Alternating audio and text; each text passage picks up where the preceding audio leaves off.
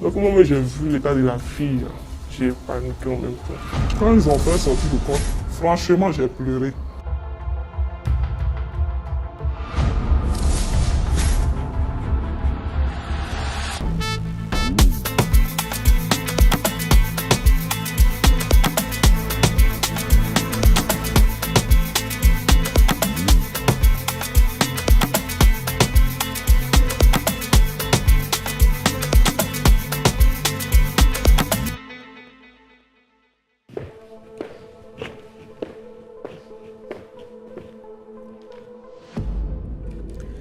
L'histoire que je vous propose ce soir aurait pu être intitulée « Le tragique destin de Fapana, la fille de ménage ». Âgée de 16 ans, cette jeune fille courageuse a été retrouvée morte au domicile de sa patronne dans des circonstances étranges. La veille, une affaire de vol a perturbé la quiétude du voisinage. Que s'est-il passé dans cette maison ? Qu'est-ce qui a tué Fapana ou qui l'a tué? L'enquête regorge de nombreuses zones d'ombre. Focus Faits divers revient sur cette situation tragique qui a cristallisé les énergies à Abidjan pendant un bon moment.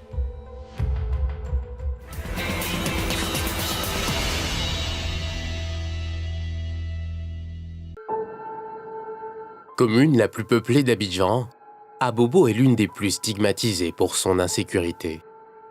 Dans le quartier Sogefia, vit au premier étage de cet immeuble une famille que nous appellerons Timité. Dame Timité, la soixantaine, vit avec ses deux filles, Ami et Aïcha, son fils, son neveu et ses deux petits-fils. Selon le voisinage, Dame Timité ne fait pas bon ménage avec ses filles de ménage. C'est dans ce climat que la petite Fapana, dont l'âge se situe selon plusieurs sources entre 16 et 17 ans, dépose ses valises. Venue de Boisflé pour faire le ménage chez Dame Timité, Fapana est dans la capitale abidjanaise pour la première fois. Tous l'appellent affectueusement la vieille. Au terme de son premier mois, la petite Fapana est dans l'attente de son salaire, lorsque sa vie bascule. Tout commence le samedi 2 juillet 2022. Une affaire de vol va bouleverser à tout jamais l'existence de la jeune fille de ménage. La veille du drame, une habitante de l'immeuble de Dame Timité, que nous appellerons Adja, est assise sur la table de commerce de Dame Timité, devant l'immeuble principal. Elle voit arriver Ami, une des filles de Dame Timité, qui lui demande d'éclairer le dessous de la table de sa mère. Elle chercherait la somme de 85 000 francs CFA que lui aurait volé la fille de ménage, Fapana. Adja lui suggère de faire venir la fille afin qu'elle lui dise où elle a caché l'argent. Mais lorsque Ami fait venir la fille de ménage, grand est l'étonnement de Adja. Donc au moment où j'ai vu l'état de la fille, j'ai paniqué en même temps. Parce que tout son cou était blessé. Avec son cou, tout de la frappé, malgré qu'elle était dehors, ils l'ont attachée avec quelque chose. Et voilà que c'est comme ça, on traite les voleurs. Donc moi j'ai dit, laissez la fille, parce que de toute façon moi je la vois là. Si vous ne la laissez pas, vous allez vous créer des problèmes. Après sa mise en garde, Adja, qui célèbre son anniversaire ce soir-là, sort avec ses amis. Elle ne le sait pas encore, mais le cauchemar de la petite Fapana ne fait que commencer. Dimanche 3 juillet 2022, 2 heures du matin. Les habitants de l'immeuble de Dame Timité sont réveillés par les cris de la petite Fapana. Une résidente de l'immeuble de Dame Timité raconte les faits sous le couvert de l'anonymat. C'était environ 2 heures du matin où nous on rentrait. C'est là on a vu la petite, elle était dans la main de la vieille, sa fille, et puis un de son neveu. Donc on s'est approché d'elle, et puis on lui a posé des questions, on dit la vieille, qu'est-ce qui se passe? Elle dit que la fille là l'a volé. Elle dit elle a caché l'argent en bas. Donc nous on s'est approché de la petite, on lui a demandé, tu as volé vraiment? Elle dit oui. J'ai dit tu as mis l'argent là où? Elle dit j'ai mis dans la caisse. J'ai dit donc si on ouvre, tu vas nous montrer où ils ont mis l'argent? Elle dit oui. J'ai dit d'accord. Donc son neveu là a ouvert le placard, la caisse. Quand le cousin a ouvert la caisse, elle dit non ce n'est pas là-bas. Quand il lui a dit il faut te lever, tu vas aller montrer. Elle dit non ce n'est pas là-bas. Il faut dire à la vieille que demain, C'est ça, elle dit, mais ce n'est pas là-bas, ça y est où? Elle dit non, ça y est au Carrefour, qu'il y a une femme qui vend au mi, que c'est là-bas, elle a enterré l'argent. Je dis, ah, la vieille, il fait tard. Il y avait une dame même qui était arrêtée là, elle dit, ah, il fait tard. On a 2 heures du matin. Allez-y vous coucher, demain matin, vous allez partir, elle va vous monter tranquillement, vous allez prendre. La vieille dit que ça fait 6 personnes qu'elle cite. Elle dit qu'il y a une dame derrière ici, ils sont partis, la dame dit que c'est pas elle. Elle dit qu'elle a fait transfert à un jeune, ils ont appelé le jeune dit, elle a donné plusieurs numéros, ils ont essayé. Elle dit ce n'est pas là-bas. Tantôt elle dit ici, tantôt elle dit ici. Elle dit, ah, si c'est comme ça, c'est que c'est pas elle qui a pris. Le fait que vous l'avez frappée, peut-être qu'elle est traumatisée. Donc allez-y vous coucher. Demain matin, quand son esprit sera posé, elle va vous dire où elle a mis l'argent. Elle dit non, comme elle a montré au Carrefour, ils vont aller vérifier. Aussitôt, la fille de Dame Timité et ses frères se précipitent dehors avec la petite Fapana. Quelques minutes plus tard, ils reviennent bredouille dans la cour. Cette fois-ci, les cris de la jeune fille de ménage alertent tous les résidents. Quand je sortais au dehors, c'était pas la vieille qui était en train de battre la petite. C'était le jeune qui était sur la petite. Devant Dieu, c'était lui qui était sur la petite. Les dames qui étaient en bas là, puisque nous on était en haut ici, au moment où moi je descendais, les dames qui étaient en haut là-bas essayaient de l'arrêter. Mais comme il était un homme, il les projetait, donc les femmes là criaient, nous tous on criait, c'est quoi tu veux nous créer problème? Il avait un tuyau en main. La dame qui est en bas là, ces filles là, comme ils sont nombreux, ils ont arraché le tuyau dans sa main. Et puis ils l'ont poussé, ils l'ont fait sortir. Toutes les femmes du voisinage supplient Dame Timité et ses enfants. Une voisine se plaint du recours à un agent de sécurité par ami, la fille de Dame Timité, pour bastonner la petite Fapana. Moi, j'ai dit à la vieille, moi et puis la dame, on a dit que, ah, depuis on te demande pardon. Toi, tu as dit que tu la frappes plus. Mais c'est dans quel coup vous êtes parti prendre quelqu'un pour venir la frapper? Vous êtes parenté, on dit non. Il a dit, mais donc lui, là, il quitte là-bas, il vient. En fait, qu'il n'est pas pour lui, là, il vient se mêler dedans, c'est pourquoi. Qu'il fait ça, ne nous crée pas des problèmes. Elle dit non, on la frappe plus. Le calme revient dans la cour.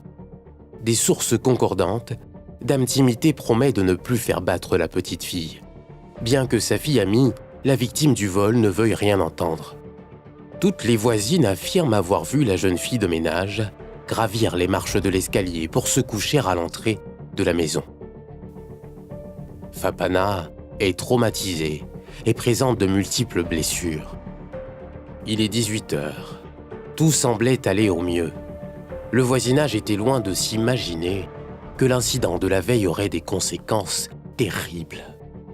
Ce soir-là, plusieurs sources indiquent que les enfants de Dame Timité ont fait stationner un taxi-compteur à l'entrée de l'immeuble principal, en position marche arrière. Cela n'intrigue personne, car plusieurs commerçants résident dans ces immeubles. Adja croit savoir les raisons de la présence de ce taxi. Aux environs de 18 h, on dit, ah, ils vont envoyer la fille chez ses parents à Yokougon. Mais la bastonnade de la petite ménagère avait viré au drame. La petite Fapana est morte chez la famille Timité, dans des circonstances étranges. Comment informer le voisinage qui a été témoin oculaire de la correction musclée de la petite ménagère? La famille Timité voulait-elle déguiser le décès de Fapana, survenu dans leur maison? Cela expliquait-il la présence du taxi-compteur? Difficile à vérifier, mais une chose est certaine.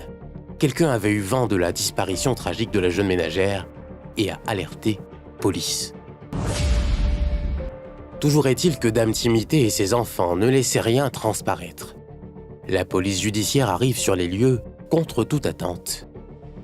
Les interrogations fusent d'une part et d'autre. En quelques minutes, un cargo de la police débarque sur les lieux. Le taxi-compteur stationné à l'entrée de l'immeuble démarre en trombe. Les habitants ne sont pas au bout de leur surprise. Un véhicule des pompes funèbres se positionne à l'entrée de l'immeuble. Enfin, les policiers annoncent la triste nouvelle aux riverains. La petite Fapana est décédée. Moi-même, j'ai commencé à pleurer, mais trembler sur moi ce jour. Ça m'a fait bizarre. Donc, ils étaient arrêtés là même ce jour, et puis ils ont fait sortir le corps.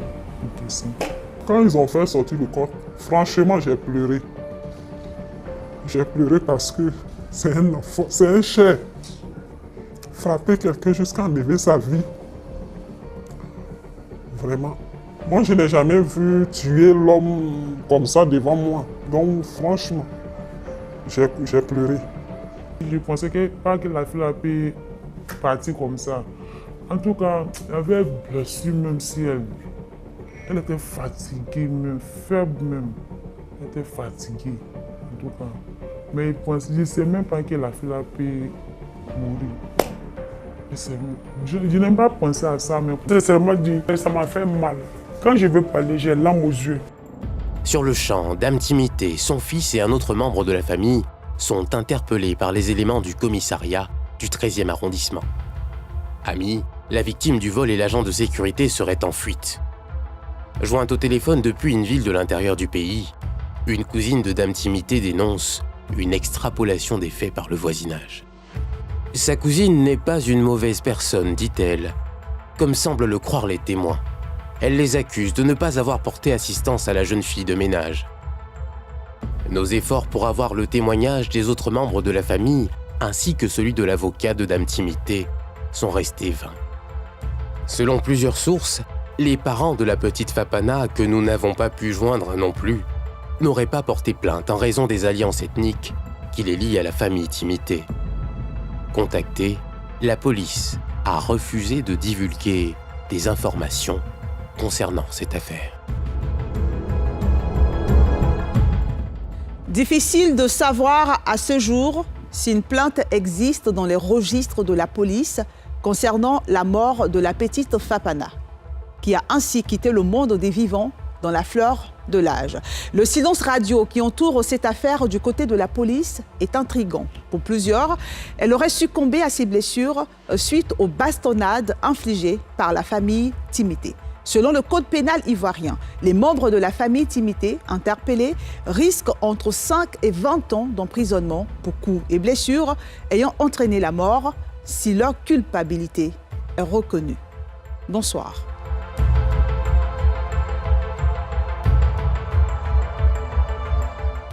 Alerte Focus. Une personne est portée disparue. Si et seulement si vous disposez d'informations permettant de la retrouver, veuillez contacter les numéros de téléphone qui s'affichent sur votre écran. Votre mobilisation est essentielle. La survie d'une personne en dépend.